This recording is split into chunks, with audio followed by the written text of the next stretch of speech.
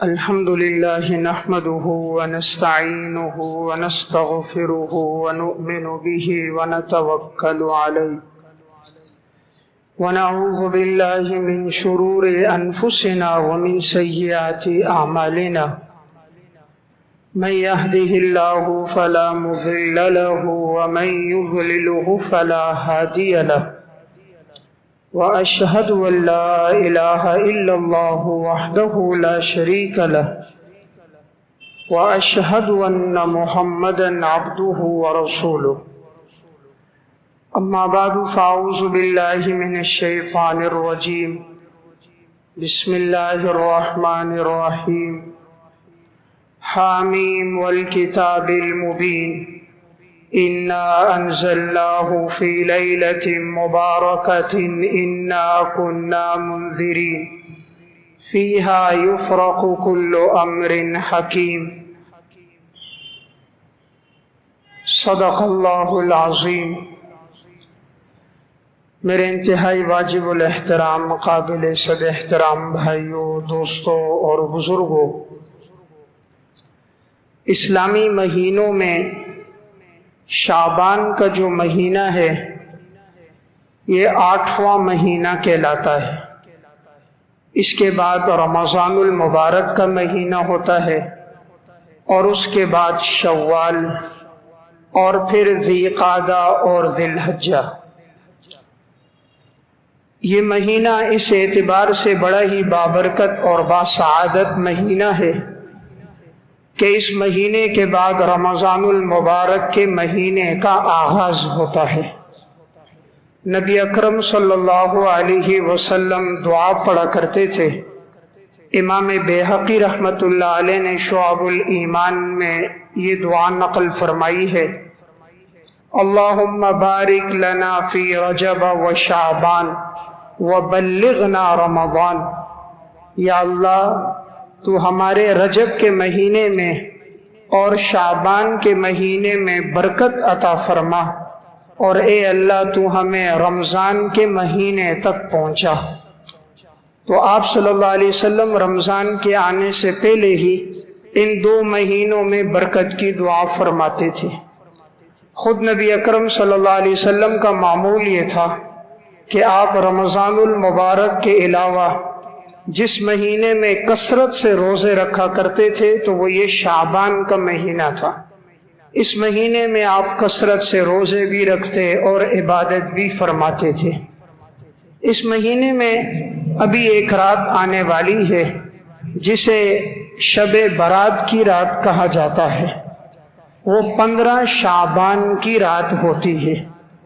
آج جمعہ 11 شعبان ہے، تو یہ آنے والا جو پیر کا دن ہوگا، جب یہ دن گزر جائے گا تو منگل کی جو شب ہوگی وہ شب برات کی شب ہوگی، اور منگل کا دن 15 شعبان کا دن ہوگا۔ تو اس مہینے میں اور اسی ہفتے میں منگل کی جو شب آ رہی ہے اسے شب برات کہا جاتا ہے۔ شب فارسی کا لفظ ہے، اس کا معنی ہے رات، اور برات کا معنی ہے جہنم سے بری ہونا۔ چونکہ اس رات میں بہت سارے لوگوں کو جہنم سے بری کیا جاتا ہے، اس وجہ سے اسے شب برات کہا جاتا ہے۔ قرآن کریم کی جو آیات میں نے آپ کے سامنے پڑھی یہ سورہ دخان کی ابتدائی آیات ہیں۔ اس میں اللہ رب العزت ارشاد فرماتے ہیں، حامیم والکتاب المبین انا انزلناه فی لیلۃ مبارکۃ انا کنا منذرین فیہا یفرق کل امر حکیم۔ قسم ہے ہمیں روشن کتاب کی، یقیناً ہم نے قرآن کو نازل کیا ایک بابرکت رات میں، جس رات میں تمام حکمت والے کاموں کو تقسیم کیا جاتا ہے۔ تو اس بابرکت رات سے کیا مراد ہے؟ جمہور مفسرین کی رائے تو یہ ہے کہ اس سے مراد لیلۃ القدر ہے۔ لیلۃ القدر جو رمضان المبارک کے آخری عشرے کی طاق راتوں میں سے کوئی ایک رات ہے، 21، 23، 25، 27 یا 29، ان میں سے جو رات ہے لیلۃ القدر وہ مراد ہے۔ اس لیے کہ قرآن کریم میں دوسرے مقام پر بھی یہ صراحت ہے، انا انزلناہ فی لیلۃ القدر، کہ ہم نے قرآن کو لیلۃ القدر میں اتارا ہے، اور لیلۃ القدر یہ رمضان کے مہینے میں ہے، اور رمضان میں اللہ نے قرآن کو نازل کیا ہے، شہر رمضان الذی انزل فیہ القرآن۔ اس لیے جمہور کی رائے یہ ہے کہ سورہ دخان کی جو آیت ہے اس سے مراد لیلۃ القدر ہے، شب برات نہیں ہے۔ البتہ امام اکرمہ اور بعض اہل علم کی رائے یہ ہے کہ اس سے مراد شب برات کی رات ہے۔ قرآن کریم میں شب برات کا تذکرہ تو نہیں ملتا، البتہ احادیث مبارکہ میں اس رات کا تذکرہ ملتا ہے۔ احادیث میں اس بارے میں جو روایات ہیں ان کی تعداد 10 تک بنتی ہے کہ جن روایات میں شب برات کا ذکر ہے، لیکن ان میں سے اکثر روایات ایسی ہیں جو سند کے اعتبار سے ان پر کلام ہے، لیکن چونکہ فضائل میں ضعیف حدیث پر عمل کیا جاتا ہے شرائط کے ساتھ، تو محدثین کے ہاں ان پر عمل ہے۔ اسی طرح حضرات سلف میں بھی اس رات میں عبادت کرنا اور اس کے اگلے دن روزہ رکھنا سلف میں بھی معمول رہا ہے۔ احکامات کی احادیث میں سختی اختیار کی جاتی ہے، لیکن فضائل کے بارے میں جو روایات ہوتی ہیں ان میں محدثین اکرام نرمی اختیار کرتے ہیں۔ تو اگرچہ ان روایات پر کلام ہے، لیکن تعدد طرق کی وجہ سے یہ روایات حسن لغیرہ کے درجے کو پہنچ جاتی ہیں، اس لیے ان سے استدلال کرنا اور اس رات میں عبادت کرنا یا اگلے دن روزہ رکھنا بہتر عمل ہے۔ اس بارے میں جو روایات ہیں وہ کن کن کتابوں میں ہیں؟ سنن ترمذی میں، سنن ابن ماجہ میں، اور امام بیہقی رحمۃ اللہ علیہ نے شعب الایمان میں اس بارے میں احادیث نقل کی ہیں۔ علامہ تبریزی رحمۃ اللہ علیہ نے مشکات المصابیح میں بھی روایات ذکر کی ہیں۔ ان روایات میں ایک روایت ہے ام المومنین حضرت عائشہ رضی اللہ تعالی عنہا سے، وہ فرماتی ہیں کہ ایک مرتبہ میں نے رسول اللہ صلی اللہ علیہ وسلم کو اپنے بستر پہ نہ پایا، جب یہ سو کر اٹھی تو حضور نہیں تھے، تو یہ سوچنے لگی حضور کہاں چلے گئے، تو فرماتی ہیں میں باہر نکلی، حضور کو تلاش کر رہی تھی، کرتے کرتے میں جب جنت البقیع قبرستان میں پہنچی تو وہاں آپ صلی اللہ علیہ وسلم موجود تھے۔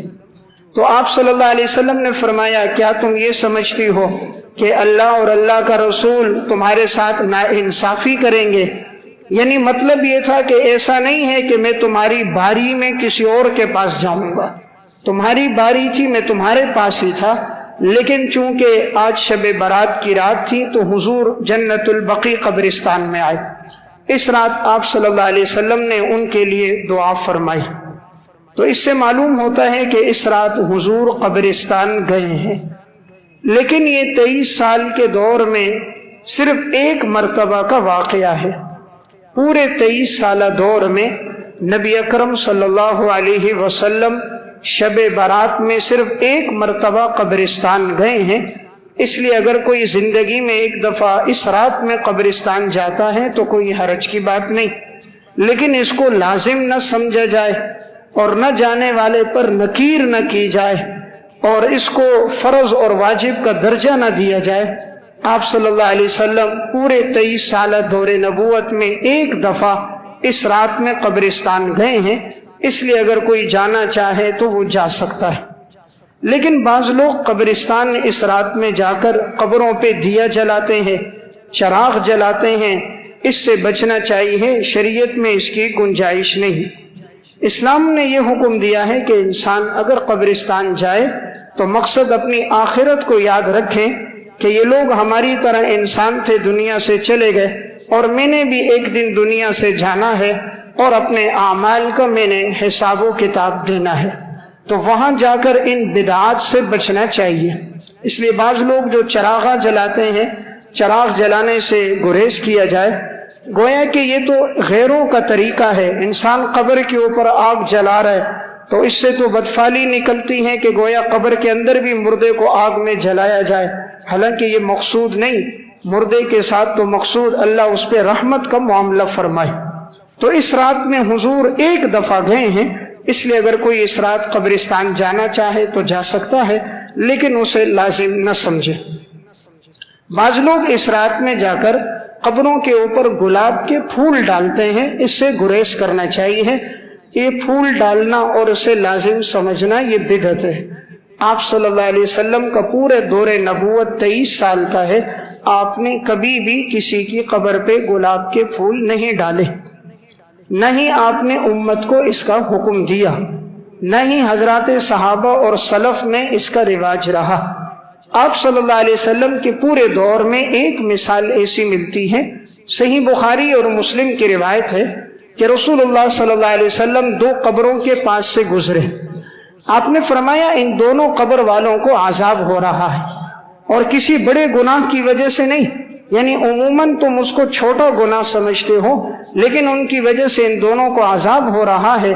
آپ نے فرمایا ان میں ایک قبر والا وہ ہے احدہما یمشی بالنمیمہ، ایک وہ ہے جو چغلخوری کرتا تھا، اور دوسرا وہ تھا لا یستنزہ من البول، جو پیشاب کی چھینٹوں سے نہیں بچتا تھا۔ تو آپ نے فرمایا اس وجہ سے ان دونوں کو قبر میں عذاب ہو رہا ہے۔ تو رسول اللہ صلی اللہ علیہ وسلم نے کھجور کی ایک ٹہنی لے کر آپ نے اس کے 2 ٹکڑے فرمائے، اور آپ نے ان دونوں شاخوں کو قبر پہ گاڑ دیا، اور آپ نے فرمایا امید ہے کہ اللہ رب العزت جب تک یہ ٹہنیاں تر و تازہ رہیں گی تو اللہ قبر والوں کے عذاب میں تخفیف فرمائے گا۔ تو یہ پورے دور نبوت میں ایک واقعہ ہے۔ تو دیکھیں حضور نے یہاں کھجور کی ٹہنی گاڑی ہے، پھول نہیں ڈالے۔ اس لیے بعض لوگ جو یہ استدلال کر لیتے ہیں حضور نے پھول ڈالے ہیں، یہ بات غلط ہے۔ حضور نے کھجور کی ٹہنی گاڑی ہے۔ پھر نمبر 2، آپ صلی اللہ علیہ وسلم کو تو وحی سے پتہ چلا تھا کہ اس قبر والوں پہ عذاب ہو رہا ہے، وحی کا سلسلہ تو ختم ہو چکا۔ مجھے اور آپ کو نہیں پتا کون قبر والا عذاب میں ہے، کون راحت میں ہے۔ تیسری چیز، حضور نے ٹہنی اس پہ گاڑی جو معذبین، جن پہ عذاب ہو رہا تھا۔ ہم پھول اس پہ ڈالتے ہیں جو مقربین ہوتے ہیں، نیک لوگ ہوتے ہیں، بزرگوں کی قبروں پہ ڈالے جا رہے ہوتے ہیں۔ پھر عرب کے ہاں گلاب کے پھول کا رواج نہیں تھا، نہ ہی اس کی وہاں پیداوار تھی۔ یہ پیداوار تو ایشیا میں ہے، عرب کے ہاں کھجور کی پیداوار، کھجور کے درختوں کی پیداوار تھی، تو آپ صلی اللہ علیہ وسلم نے وہاں کھجور کی ٹہنی گاڑی ہے۔ اس لیے اگر کوئی قبر کے کنارے اس وجہ سے لگا دے تو بہرحال اس کی تو گنجائش ہوگی، لیکن اس چیز کی گنجائش نہیں۔ تو میں نے پہلی گزارش عرض کی کہ آپ صلی اللہ علیہ وسلم شب برات کی اس رات میں آپ گئے ہیں قبرستان، تو اگر کوئی اس رات جانا چاہے تو جا سکتا۔ سنن ابن ماجہ کی جو روایت ہے، اور اسی طرح امام بیہقی نے شعب الایمان میں جو روایت نقل کی، اس میں رسول اللہ صلی اللہ علیہ وسلم فرماتے ہیں قوموا لیلہا وصوموا نہارہا، تم اس رات میں قیام کیا کرو اور اس کے اگلے دن میں روزہ رکھا کرو۔ اس لیے اس ہفتے میں جو منگل کی شب آئے گی وہ 15 شعبان کی رات ہے۔ اس رات میں اگر کوئی عبادت کرتا ہے تو عبادت کرنا مستحب اور اولا امر ہے، اور اس کے اگلے دن روزہ رکھنا منگل کے دن یہ بھی بہتر اور اولا عمل ہے کہ انسان روزہ رکھے۔ ایک تو اس وجہ سے کہ آپ نے روزہ رکھنے کا حکم ارشاد فرمایا، دوسرا اس وجہ سے کہ یہ ایام بیز ہیں۔ ایام بیز ہر مہینے کی 13، 14 اور 15 تاریخ، تو ایام بیز میں روزہ رکھنا مستحب عمل ہے۔ اس وجہ سے بھی اگر کوئی منگل کے دن روزہ رکھتا ہے 15 کو، اور اس سے پہلے پیر 14 کو، اس سے پہلے اتوار 13 کو روزہ رکھتا ہے، تو یہ ایام بیز میں روزہ رکھنے کا ثواب بھی اسے ملے گا۔ تو اس رات میں عبادت کرنا گویا کہ روایت سے ثابت ہے، انسان اس میں عبادت کرے، لیکن کوئی مخصوص عبادت اس رات میں نہیں ہے۔ یعنی آپ صلی اللہ علیہ وسلم نے کسی خاص عبادت کا حکم ہمیں نہیں دیا، اس لیے جو انسان بآسانی جتنی تلاوت کر سکے، جتنے نوافل پڑھ سکے، صلاۃ التوبہ پڑھ سکے، استغفار کر سکے، وہ کر سکتا ہے۔ کوئی خاص عمل اس رات میں حضور نے امت کو بیان نہیں کیا۔ بعض لوگ اس رات میں 100 رکعت نوافل پڑھتے ہیں، اور ہر رکعت میں 10 مرتبہ سورہ اخلاص پڑھتے ہیں، اور وہ یہ کہتے ہیں کہ جو 1000 دفعہ سورہ اخلاص 100 رکعتوں میں پڑھے گا تو اس کے سارے گناہ معاف ہوں گے اور اتنے درجات بلند ہوں گے، اتنی نیکیاں ملیں گی، جنت میں محلات بنیں گے، یہ بات درست نہیں ہے۔ کسی حدیث سے اس کا ثبوت نہیں ہوتا کہ اس رات کے اندر خاص تعداد میں سورہ اخلاص پڑھی جائے، بلکہ انسان جتنا ممکن ہو اس رات میں نوافل پڑھے اور اللہ رب العزت کی عبادت کرے، لیکن عبادت کے اندر اعتدال رہے۔ بعض لوگ رات بھر عبادت کرتے ہیں اور جب سحری کا وقت ہوتا ہے تو سو جاتے ہیں، نہ تہجد پڑھنے کی توفیق ملتی ہے، اور بعض نادان تو فجر کی فرض نماز بھی چھوڑ دیتے ہیں۔ تو ایک مستحب کام تو کیا لیکن فرض عبادت کو ترک کر دیا۔ اس لیے بہتر یہ ہے کہ انسان اتنی عبادت کرے جتنا اس میں نشاط ہو، تاکہ اگلے دن فجر کی نماز وہ جماعت سے ادا کر سکے۔ آپ صلی اللہ علیہ وسلم نے چونکہ یہاں دو باتیں بیان فرمائی، ایک اس رات میں عبادت کا تذکرہ، اگلے دن میں روزہ رکھنے کا تذکرہ۔ اس رات کے اندر بعض سی احکامات اترتے ہیں۔ مشکات میں امام بہقی رحمۃ اللہ علیہ کے الدعوات الکبیر کے حوالے سے ایک حدیث نقل ہے کہ رسول اللہ صلی اللہ علیہ وسلم نے فرمایا، اس رات کے اندر جتنے لوگوں کو موت دی جاتی ہے وہ لکھا جاتا ہے، لوگوں کے رزق تقسیم کیے جاتے ہیں، لوگوں کے معاملات لکھے جاتے ہیں اس رات میں۔ تو چونکہ یہ رات اس اعتبار سے بھی بڑی اہم رات ہوتی ہے کہ اگلے سال کتنے لوگوں کی وفات ہوگی، اگلے سال کون لوگ زندہ ہوں گے، کیا کیا رزق لکھا جائے گا، انسان کہاں کہاں کھائے گا، یہ معاملات بھی اس رات میں طے ہوتے ہیں۔ اس لیے اس رات کو عبادت میں گزارا جائے۔ ہمارے ہاں اس رات میں پہلی چیز جو رسم و رواج میں رائج ہے، بعض لوگ اس رات کے اندر چراغاں کرتے ہیں، مسجدوں میں چراغاں کیا جاتا ہے، عمارتوں میں چراغاں کیا جاتا ہے، اس سے گریز کیا جائے، یہ بدعت ہے۔ آپ صلی اللہ علیہ وسلم نے اپنے پورے 23 سالہ دور نبوت میں آپ نے کبھی یہ نہیں کہا کہ آج شب برات کی رات ہے تو مسجدوں پہ چراغاں کرو، گھروں پہ چراغاں کرو، لائٹیں اور بلب لگاؤ۔ آپ نے کسی جگہ حکم نہیں دیا، اس لیے اس سے اجتناب کیا جائے۔ دین نام ہے اتباع کا، دین نام ہے رسول اللہ صلی اللہ علیہ وسلم نے جو بتلایا اس پر عمل کرنے کا۔ ہم اپنی طرف سے دین میں کوئی چیز ایجاد نہیں کر سکتے۔ رسول اللہ صلی اللہ علیہ وسلم نے فرمایا، من احدث فی امرنا ھذا ما لیس منہ فہو رد، جس نے دین میں ایسی بات ایجاد کی جو دین میں نہیں تھی تو وہ بات مردود ہے۔ اس لیے دین میں انسان اپنی طرف سے کوئی اضافہ نہیں کر سکتا۔ دین نام ہے نبی اکرم صلی اللہ علیہ وسلم کے پیچھے چلنے کا۔ قل ان کنتم تحبون اللہ فاتبعونی یحببکم اللہ ویغفر لکم ذنوبکم، اگر تم چاہو کہ اللہ تم سے محبت کرے، تمہارے گناہوں کو معاف کرے، تم میری اتباع کرو، اللہ تم سے محبت بھی کرے گا، تمہارے گناہ بھی معاف کرے گا۔ تو اس دن چراغاں کرنے کا ثبوت نہیں۔ اسی طرح بعض لوگ شب برات کی رات میں حلوے تقسیم کرتے ہیں۔ عموماً گھروں میں حلوہ بنایا جاتا ہے اور علاقے میں اسے تقسیم کیا جاتا ہے، اس عمل سے بھی اجتناب کیا جائے، یہ عمل بھی بدعت ہے۔ اور لوگ اس کے لیے ثبوت یہ دیتے ہیں کہ آپ صلی اللہ علیہ وسلم کے غزوہ احد میں جب دندان مبارک شہید ہوئے تو آپ نے اس رات میں حلوہ تقسیم کیا تو وہ شب برات کی رات تھی۔ یہ بات ٹھیک نہیں ہے۔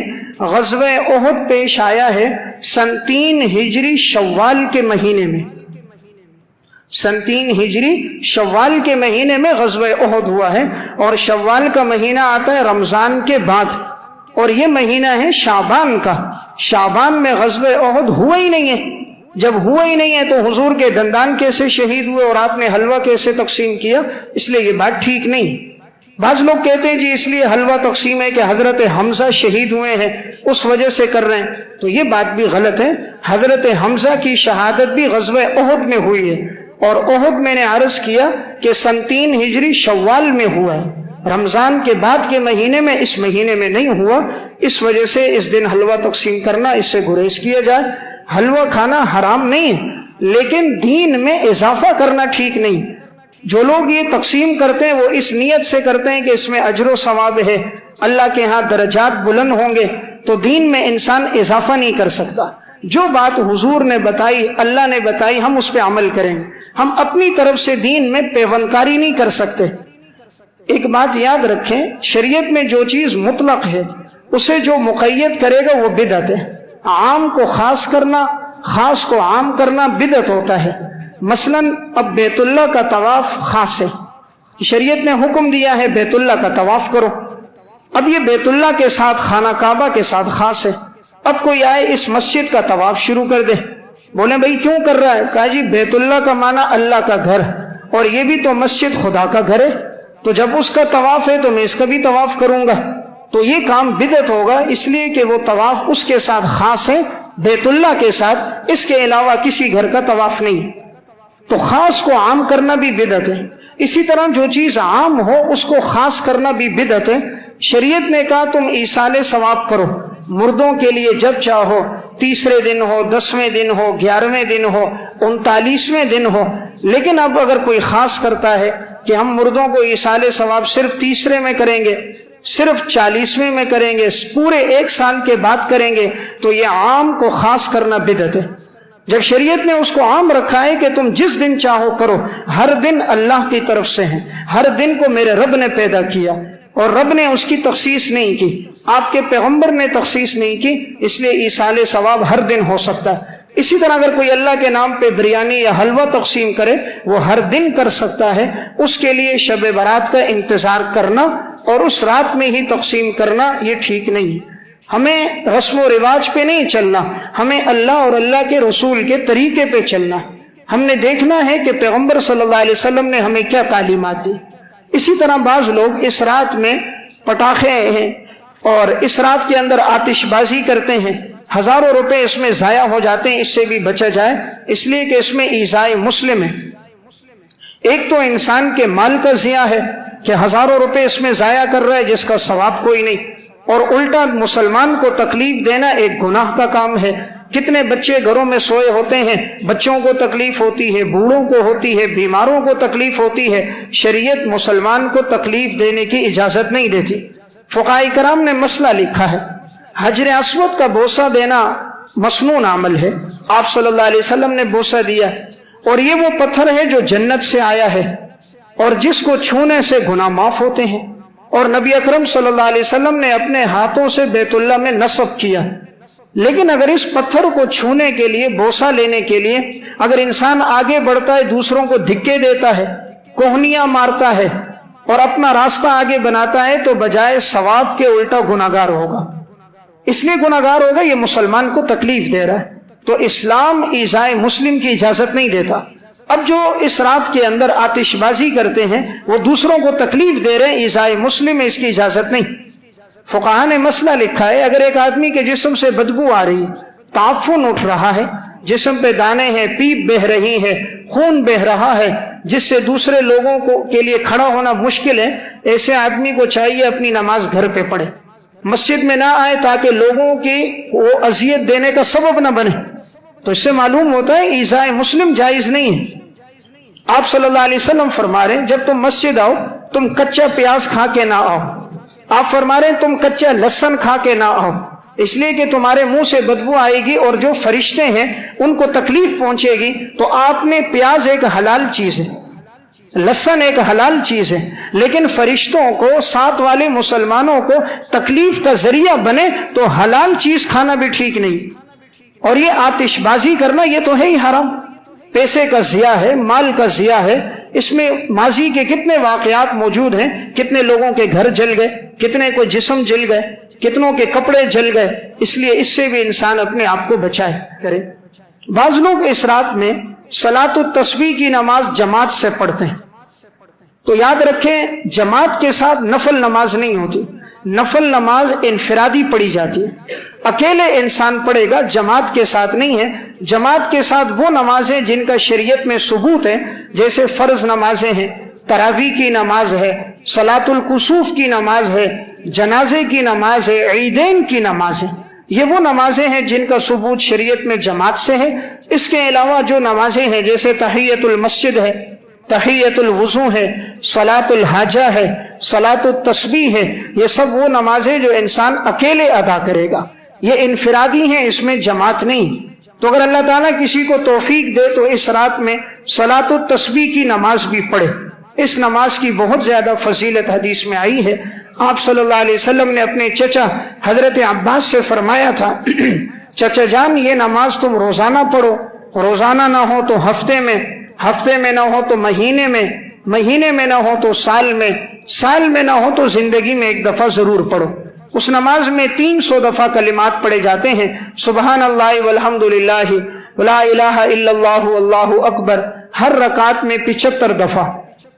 اس کے پڑھنے کا مختصر طریقہ یہ ہے کہ جب انسان ثنا پڑھ لے تو ثنا پڑھنے کے بعد 15 دفعہ پڑھے، اور پھر جب سورت پڑھے اور اس کے بعد سورت ملا لے پھر 10 دفعہ پڑھے، تو یہ 25 دفعہ ہوں گے۔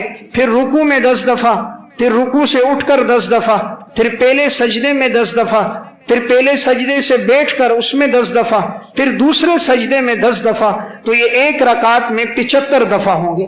تو 4 رکعتوں میں یہ 300 دفعہ ہے، اور اس سے انسان کے اگلے پچھلے چھوٹے بڑے صغیرہ کبیرہ، حدیث میں آتا ہے، سارے گناہ معاف ہو جاتے ہیں۔ تو اگر کوئی پڑھنا چاہے اس رات میں یہ عبادت کرے، لیکن انفرادی کرے، جماعت کے ساتھ نہ پڑھے۔ اس رات میں اللہ تعالیٰ کتنے لوگوں کی بخشش فرماتے ہیں۔ سنن ترمذی کی روایت ہے، ام المومنین حضرت عائشہ رضی اللہ تعالی عنہا سے فرمایا کہ رسول اللہ صلی اللہ علیہ وسلم نے فرمایا، اللہ تعالیٰ اتنے لوگوں کو اس رات جہنم سے بری کرتے ہیں جتنا قبیلہ بنو کلب کی بکریوں کے جسم پہ بال ہیں۔ عرب میں جس قبیلے کے پاس سب سے زیادہ بکریاں تھیں وہ بنو کلب کا قبیلہ تھا، ان کے ہاں بکریاں سب سے زیادہ تھیں، اور اب ہر بکری کے صرف ایک بکری انسان لے لے اور اس کے جسم کے بال گننا شروع کر دے تو کتنے بال ہوں گے؟ اور جب قبیلے کے سب سے بڑا قبیلہ جس کے ہاں بکریاں ہوں، پھر بکریوں کی تعداد نہیں بالوں کی تعداد، یہ گننا کس قدر مشکل ہے۔ تو آپ نے فرمایا جتنا قبیلے بنو کلب کی بکریوں کے جسم پہ بال ہیں اتنا اللہ تعالیٰ اس رات میں لوگوں کو جہنم سے بری کرتا ہے، اور یہ روایت شعب الایمان بہقی میں بھی ہے۔ تو اس لیے یہ رات جہنم سے بری ہونے کی رات ہے، جتنا ممکن ہو سکتا ہے انسان اس رات میں عبادت کر دے، ممکن ہو تو اگلے دن روزہ رکھ لے، تلاوت میں اپنا وقت گزار دے۔ بعض لوگ اس رات میں مسجدوں میں جمع تو ہوتے ہیں لیکن عبادت کم ہوتی ہے، گپ شپ زیادہ ہوتی ہے۔ بعض جمع ہوتے ہیں، سیلفیاں بناتے ہیں، دائیں بائیں گھومتے ہیں، وقت ضائع کرتے ہیں، اور صبح جب سحری کا وقت ہوتا ہے تو سو جاتے ہیں۔